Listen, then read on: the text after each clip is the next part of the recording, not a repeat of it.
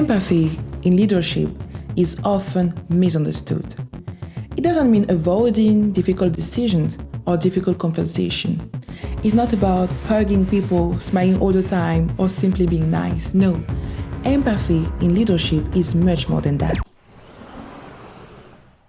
First of all, what is empathy? Empathy is generally described as the ability to understand another person's perspective, to recognize their feelings, experiences, and point of view.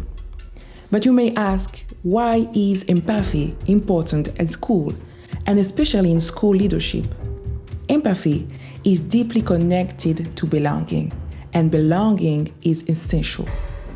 In Maslow's hierarchy of needs, belonging appears right after our basic physiological needs, such as food, air, and shelter, and our need for safety and security. Research from Stanford University also shows that experiences of exclusion activate the same region of the brain associated with physical pain. So we all need to feel connecting to others. We need to feel that our presence matters and that our contribution is valued. And because we spend so much of our lives at school or at work, our sense of belonging there has a direct impact on our overall well-being. We can't belong without empathy. Now think about our pre-K-12 schools, students from 3 to 18 years old.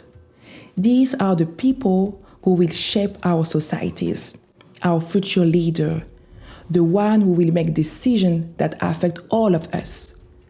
What kind of leader do we want them to become?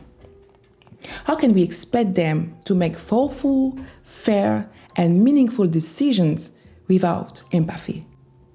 That is why, as school leaders, we must model and lead with empathy. This means being able to step into someone else's perspective and recognize that our own way of thinking is just one perspective among many, and that other perspectives deserve to be heard and considered before making meaningful decisions. So what does empathy look like in practice? First, active listening, giving someone your full attention, listening to understand, not just to respond, and asking clarifying questions. Second, pausing before acting, taking a moment to reflect before making decisions.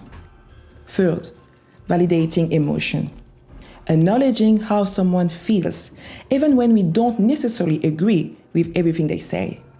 Fourth, seeking understanding, trying to understand where a person is coming from. And finally, offering support, asking, how can I help you? And following through with concrete action. That's it. Lead with empathy.